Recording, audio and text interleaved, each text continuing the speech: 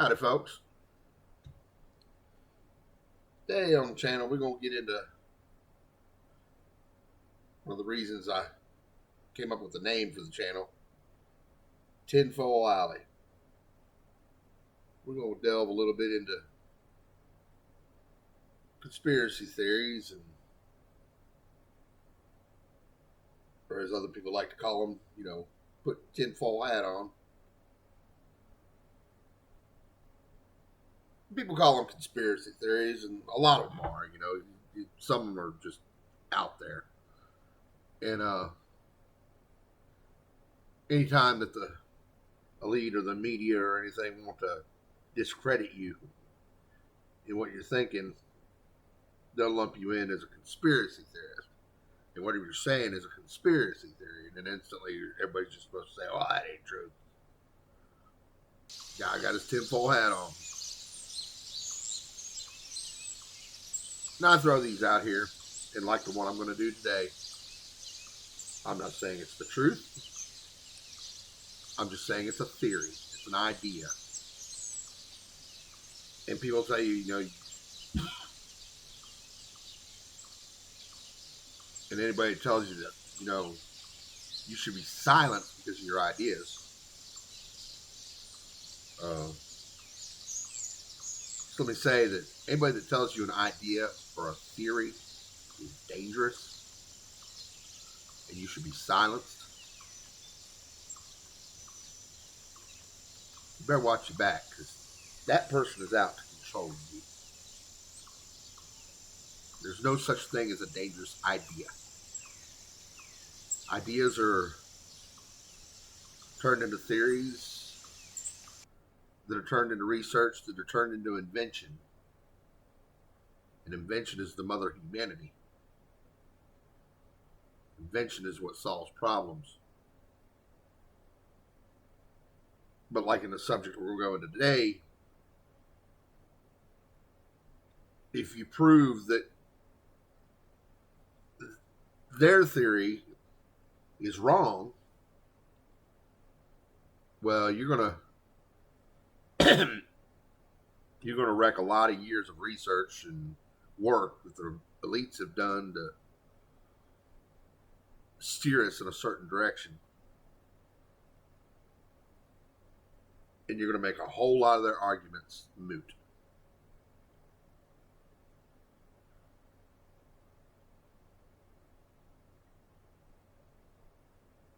But without further ado, let's dig into this. And this is going to branch off into a couple different videos explaining to you why the elites do what they do. When you see them come up with policy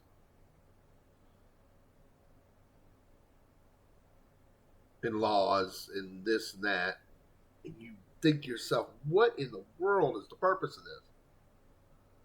You got to understand, these people are looking 100, 200 years ahead. They're not looking at tomorrow. And they think that 200 years from now, they're going to be heroes for doing the things they've done. And I'm going to do a couple videos on why they do what they do. The asinine things that they do. Today, it's overpopulation. That's the overpopulation theory. There are several very big names out there that have fell for this one, hook, line, and sinker. And they're throwing their tremendous influence and power and money behind them, which does make it dangerous.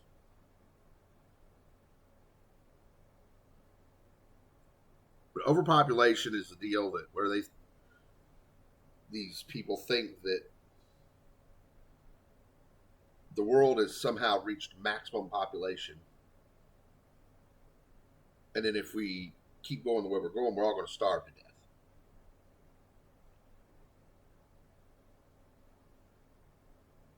And a lot of them believe that The ideal population is the world should be about 1 billion to 2 billion people.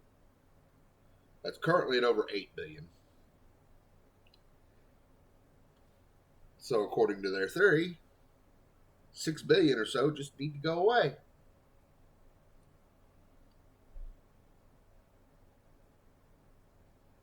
But what I've got here is the best argument against it I've found. And it's written by a man named Austin Ruse. I'm not sure if he actually works for the Catholic Church. He works for a NGO, a non-government organization that monitors UN activity. It's the Catholic Family and Human Rights Institute. So like I said, I don't know if he actually works for the Catholic Church,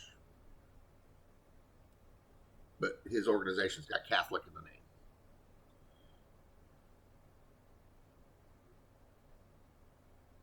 But don't automatically dismiss it. People say, "Oh, Catholic Church is a cult," or Catholic Church is corrupt. Blah blah blah. It is what it is. But when a man's right, he's right.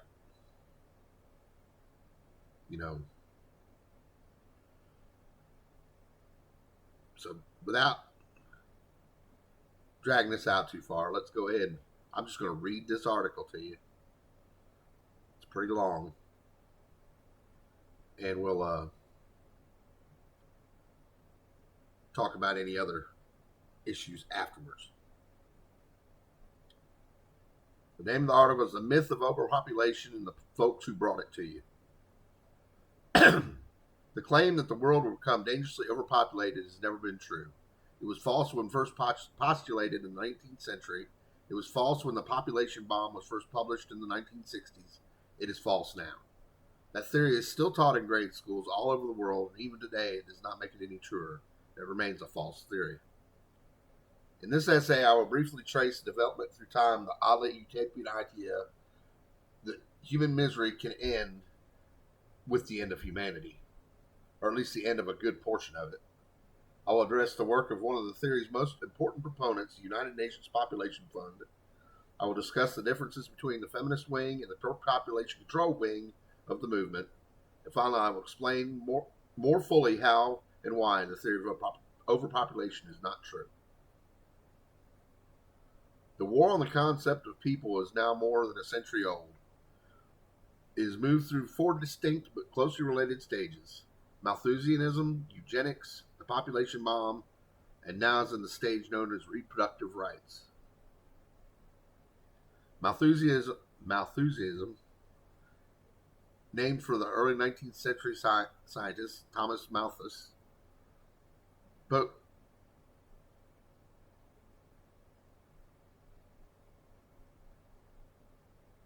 argued that having too many people in the world is an inevitable cause of many maladies, among them hunger, starvation, disease, and war. The theory suggests that the population of the world grows exponentially while food production doesn't, and with an inevitable result of massive starvation. Not thoroughly discredited until the advent of modern farming techniques in the 20th century, Malthusianism has provided the intellectual underpinnings of all the other iterations of population theory. The next step in the movement came with the advent of eugenics, the theory that not all races are the same, and that the bad races must die out to make room for the good ones. The bad races generally corresponded with those who were poorer and darker than the proponents of eugenics. Early proponents of this theory included Margaret Sanger, if you don't know who that is, the founder of Planned Parenthood, who openly expressed racist beliefs and who was admired by the Nazi regime. These facts are ignored by Sanger's ideological and biological heirs. Of course, the Nazi regime gave eugenics its properly bad name, so population theory went underground. Gusted itself and reemerged in the 50s with the imprimatur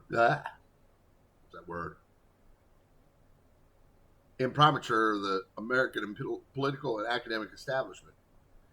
It came with a new name, the population explosion, which harkened back to the work of Malthus, but still targeted darker skinned populations in the developing world. Instead of simply saying the world would run out of food, it now posited that the world would run out of nearly everything, including food, natural resources, and eventually room to walk around in.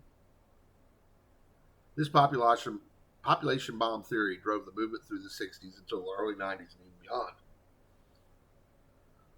The chief feature of the population bomb scare has been coercion.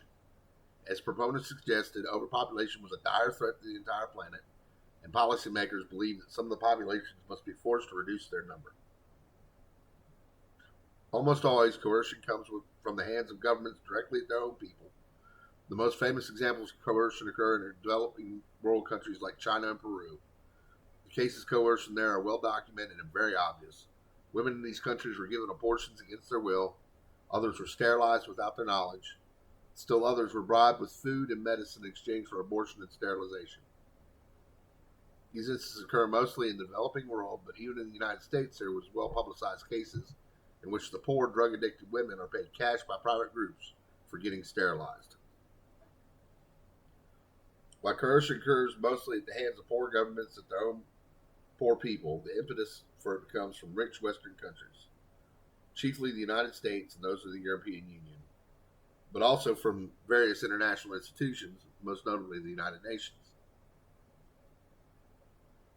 The United States government helped to found the EU Fund for Population Activities in 1969 to be a nonpartisan clearinghouse for the population and demographic information for UNFPA. However, quickly evolved into an advocacy group which had a hand in more than one coercive population control program. Within 10 years of its founding, for instance, UNFPA assisted in the establishment of the most brutal population control program the world has ever seen. With direct help of the UNFPA, the Chinese government instituted a policy that forbade women from having more than one child in their lifetime. Some women who tried to have more than one child were forced into having abortions. Others were fined to such a high degree for a second pregnancy they had no choice but to have an abortion. Indeed, according to the Washington Post, the first 6 years of the program, 50 million forced abortions occurred in China. Under threat of losing U.S. financial assistance, UNFPA eventually promised to limit its activities to only 32 Chinese countries and promised that all forms of coercion in those countries would end. This even though UNFPA denied that any coercion existed at all. UNFPA further promised that if coercion still existed in any of those 32 countries, they would leave China altogether. In 2002, the U.S. government determined that coercion still existed in those 32 countries. The UNFPA was complicit in providing technical assistance and promptly withdrew financial support. UNFPA still denies coercion exists in the 32 countries, and UNFPA continues to publicly praise the Chinese one-child policy. China is not the only place where UNFPA has been proven to assist in coercion. Not long ago, the Peruvian government, led by former President Fujimori, pursued a very aggressive population control program against native peasant women. The U.S. government investigators found that these women were tricked into sterilizations under the guise of other procedures. Other women were held without food until they agreed to sterilizations. UNFPA was a financier of the Peruvian government, and forced and coerced sterilizations occurred in UNFPA facilities. Though UNFPA denied coercion existed in the Peruvian program, they commissioned a study that confirmed for them that coercion did exist in the program. UNFPA's response to its own negative report was to bury it and lie about it. As recently as the summer of 2002, UNFPA denied the existence of the report, which had been unearthed by Peruvian journalists. At the time these debates raged during the 90s, the population controllers once began to change their terms. They determined quite correctly that population control was getting bad press. It was viewed as too top-down in the worlds of population control advocates. Additional to the bad press, population control advocates also began receiving reports from their own demographers, which presented startling information. The drive to slow population growth by discouraging fertility was becoming more successful than anyone could imagine. Though not revealed to the general public until the late 1990s, it was becoming obvious to demographic experts by the time of the Cairo Conference on Population Development in 1994 that fertility rates were plummeting rapidly all over the world. I will address the facts in a minute, but first I'll point out the switch in terminology which exists to this present day. First, they determined the top-down approach and phrase population control were no longer tenable. Second, they knew or suspected the fertility rates were plummeting and feared that policymakers would conclude that population control was no longer necessary. Third, they wanted fertility rates and therefore population control to continue to decline. The solution to these sticky problems was to cloak it in the old theory of overpopulation in the language of human rights, the political argument par excellence of the late 20th century. Enter the phrase reproductive rights. The thinking went that anyone who demanded and received their reproductive rights as defined by the UN, then fertility rates would continue to decline. So under the guidance and support of UNFPA, the United Nations began the International Call for Reproductive Rights at the Cairo Conference on Population and Development in 1994. Here we have entered the latest but uncertainly not the last phase of the war against the concept of people. It started as Malthusianism, continued in eugenics, switched to population explosion, and ended up, at least for now, in a fight for reproductive rights. And here we briefly enter the dichotomy in their movement, which between the feminists and the population controllers. Actually, the split is not all that great. Some feminists, though not many, have considered population control as an assault against women. Some of them, though very few, spoke out against the Chinese one-child policy, and none of them spoke out against coercion in Peru. But at least theoretically, there is a dichotomy between those who believe that women's rights lie in the advancement of abortion, yet who still criticize coercion and family planning, and who believe so strongly in the necessity of population control that women's rights may be trampled as a consequence. The final phase of the anti-people movement uses the language of women's rights in the service of population control. Let me finish with how I began. The theory the world is so awash in people that it will eventually die is false and has always been. We will not run out of food, natural resources, or room. The theory is completely and dangerously false. The world now produces more food on less land than ever before. The world is awash in food. The problem is getting it to the hungry.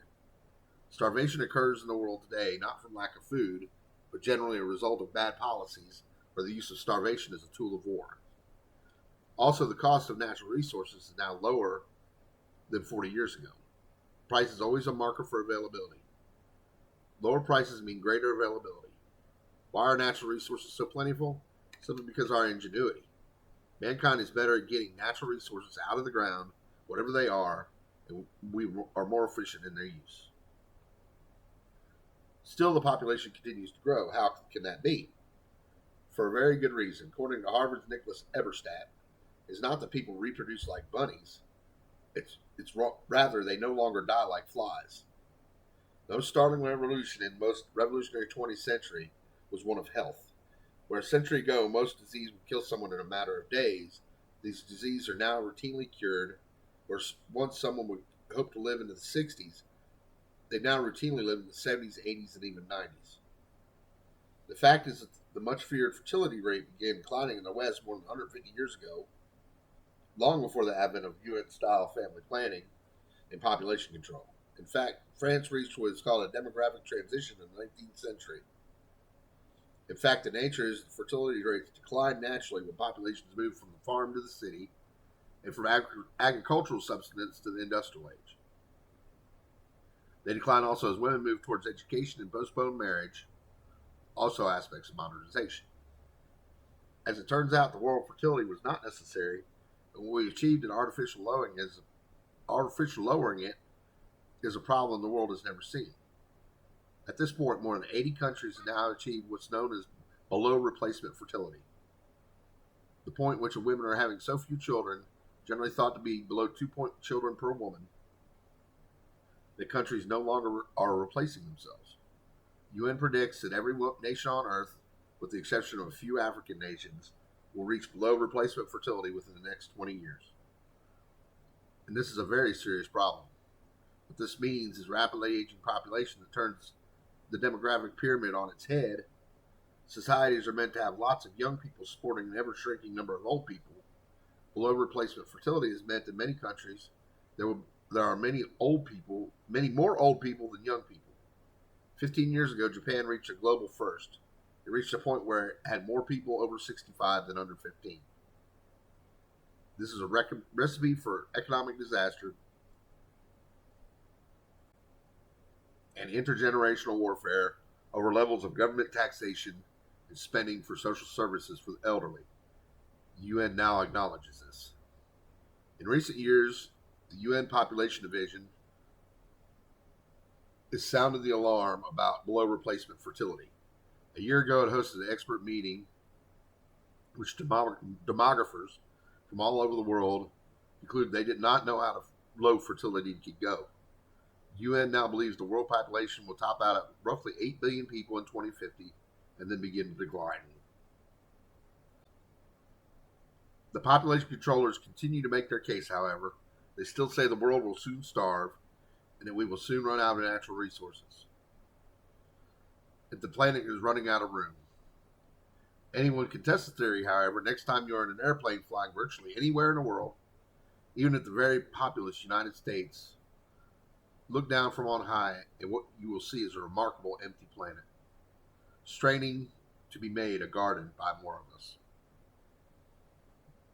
I know that was a long article, but it is well worth the read.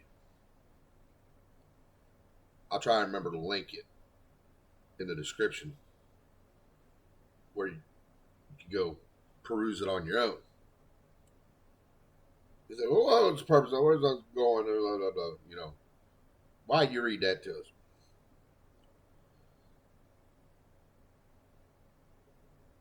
Modern elitists, and by elitist I mean the ruling class, while a very large majority of them are leftists and Democrats. There are some Republicans in there, and of course there's people from all over the world. Think about some of their policies.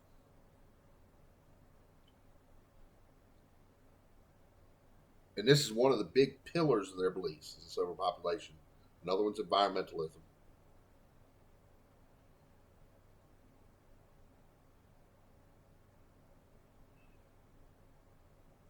Think about the things they do. Like I said, Bill Gates is a big proponent of this. Since he's left Microsoft, this is one of his big causes. Go look at some of the things he's involved in. It'll shock you. Did you know Bill Gates owns 2.1 million acres of American farmland? 2.1 million acres. He could stop production on that and cause mass starvation.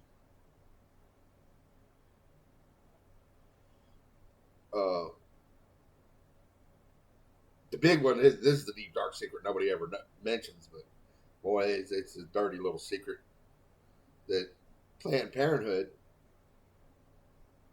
originally was made or created by a woman named Margaret Sanger. She was a hardcore racist, white power, white supremacist. Originally, Planned Parenthood clinics only got put into inner city neighborhoods. Now take their founders' beliefs, what Planned Parenthood does, and you do the math.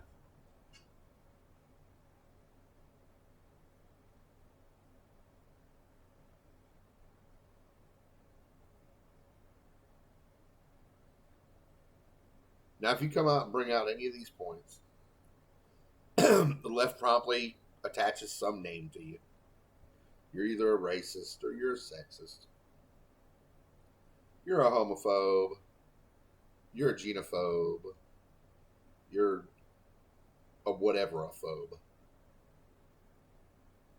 But they attach some name to you, and that's supposed to stigmatize you as evil, and that anything you say should not be taken seriously.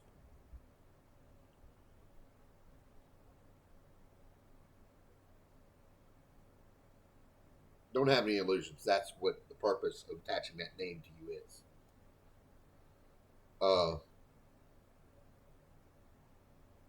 But speaking of sexism, did you notice in this article, whenever they want to get something accomplished, what segment of the population they attack? Poor women.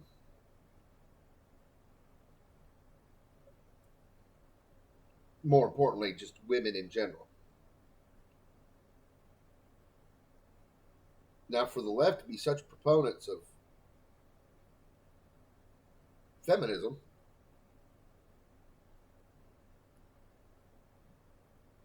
a big portion of their programs and the things they preach for hurt women. And you say, well, I wonder why that is. And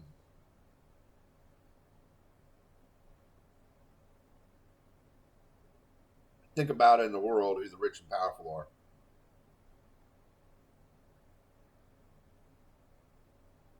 Mostly men.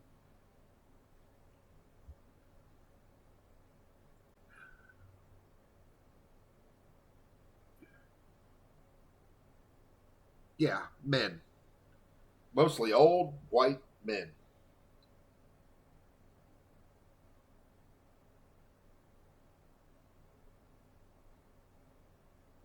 If you really seriously wanted to do population control, it is a whole lot easier to sterilize a man than it is a woman.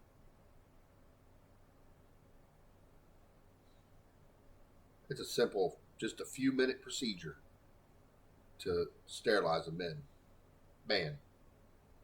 Which is, as I understand, they can chemically sterilize men now. You can take a series of pills and well, you fish no longer swim, let's put it that way.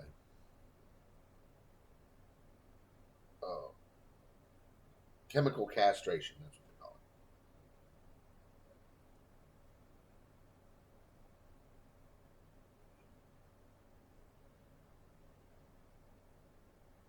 But if you talk to any especially powerful man,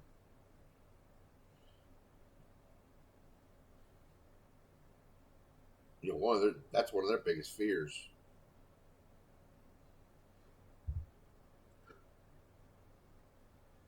If somehow you were to take away their fertility, somehow or another you'd take away their masculinity.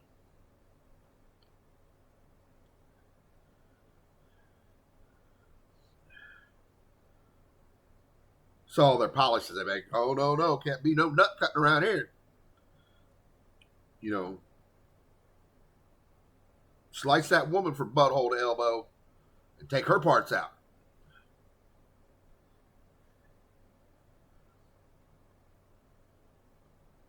Whereas sterilizing a woman is a whole lot more dangerous because the procedure is more involved. All their parts are internal. But you see, in the elitist mind, that doesn't matter.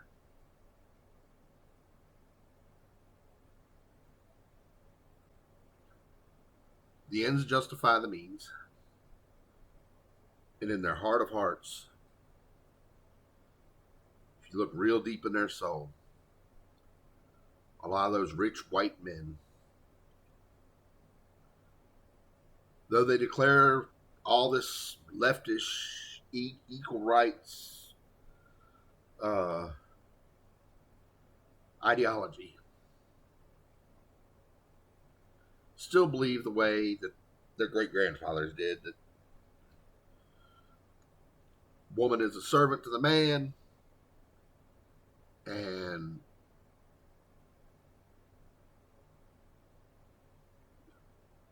man is king.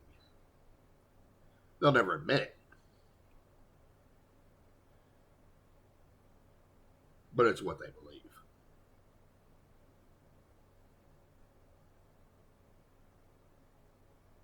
So to them, it's perfectly fine to cut a woman open and rip out her parts instead of giving a man a pill. I don't think either one's right, but when given a choice,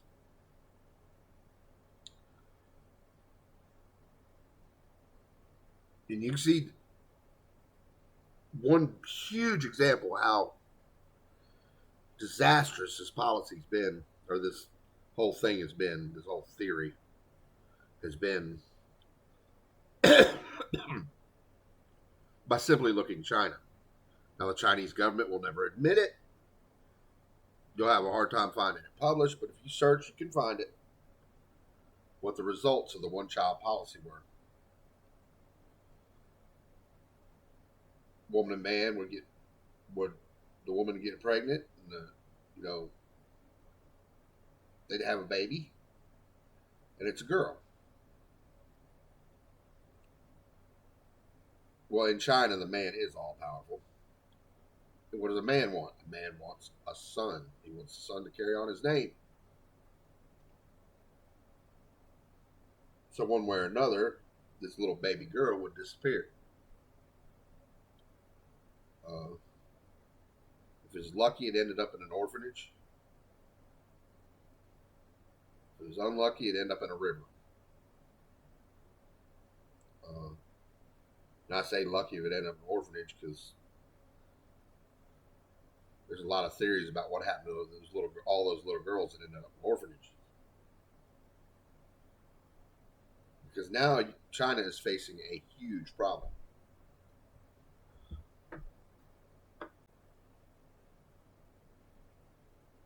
With the one-child policy, you look at China, and 50 to 54 years old, the ratio was 101 men to every 100 women.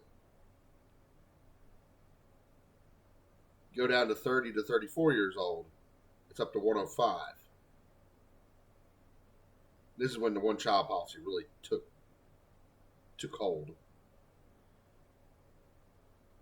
Well, really, you go to 40 to 44 years old is 105. 35, 39, 105. 30 to 34, 105. 25 to 29, 110. 20 to 24, 112.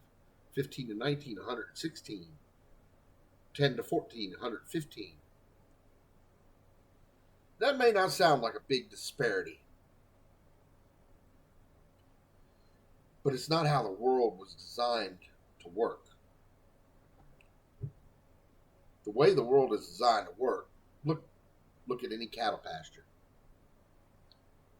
There'll be 30 cows out there, heifers, females, and 1 or 2 bulls. Why is that? Because that one bull can spread his seed amongst a bunch of different females. Now let's take this 15 to 19-year-old thing, 116 males to every 100 females. Let's say all 100 of those females get married.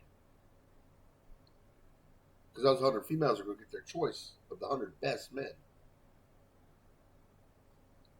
There's 16 men in there that are just SOL.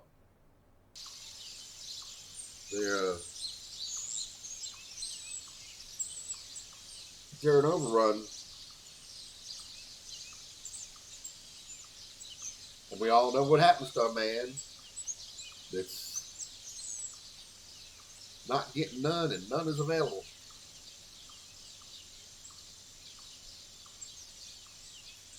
It's going to cause huge societal issues in China. Now, they've since gotten rid of the one-child policy because they saw what was happening.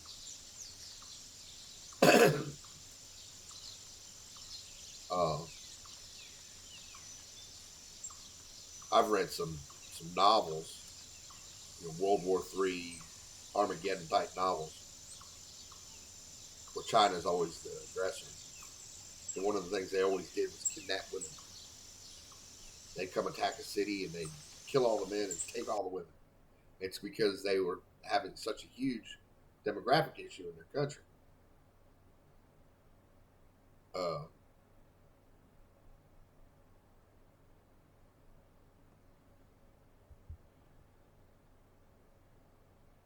if you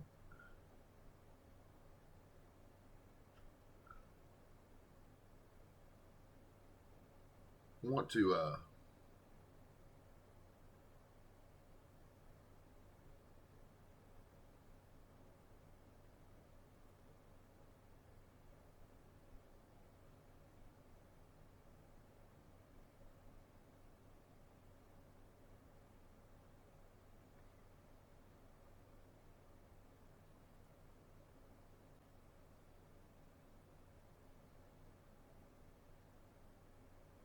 and people say, what, John, what's the ratio here? You know, I can't never seem to find a good woman. Well, you ain't doing it right, because in the United States, it's 97 men per 100 females. Actually, United States is pretty high into that ratio. The top, the top of the ratio is Russia. Russia only has 86 men per 100 females. That's the whole Russian Federation, including, just about the whole Slavic bloc. Ukraine's in there, Belarus, Lithuania, Latvia. All those countries in there are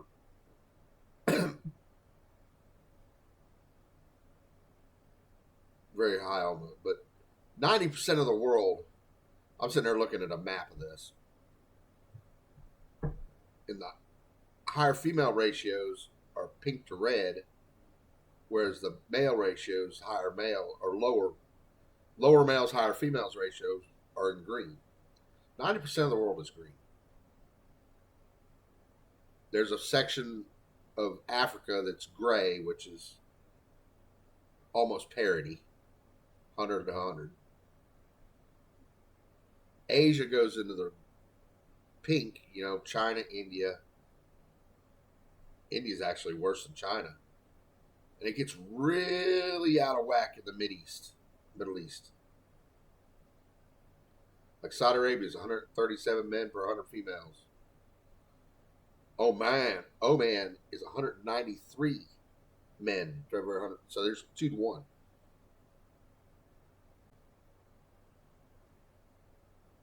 I think the one to top the list is the UAE. 222 men per 100 females.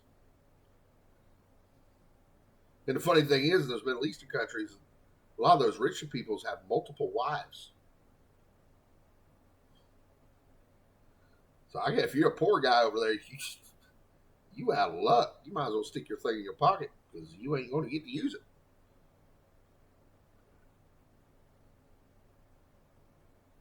But I've carried on about this long enough. But it's a very important subject, and I fully endorse you going out of the web and researching overpopulation. Both sides of it.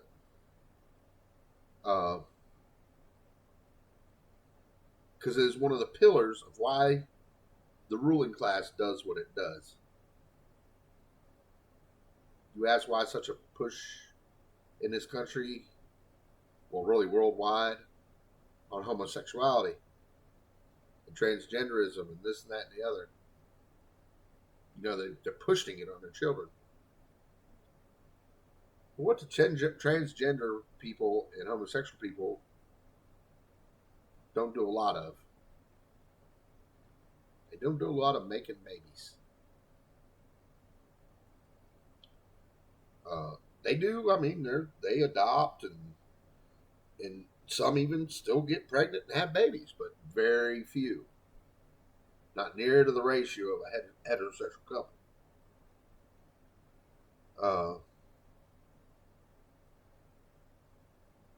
And if you'll look at more of the things that are being pushed on society today through that prism, you'll understand why they're doing it.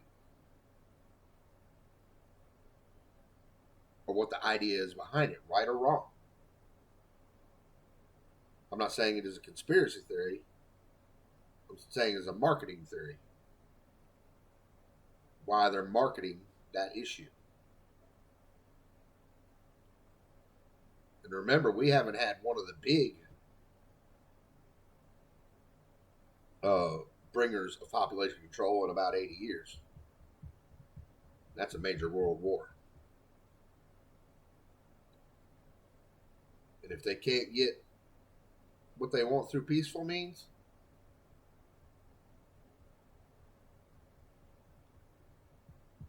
I hate to tell you what's next. But you can start to see that firing up all over the world.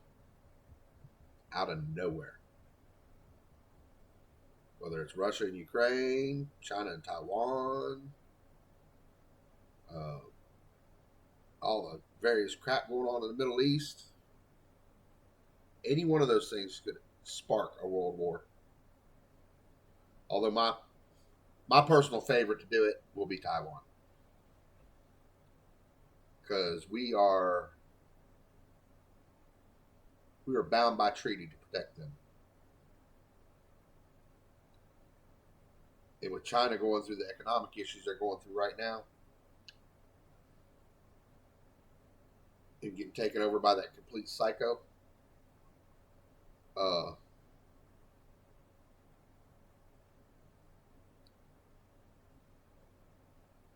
chances are good that it's coming. But I've rambled on. This damn video is going to be an hour long. But y'all have a fine day. If you would, like and subscribe. Take care of yourself now.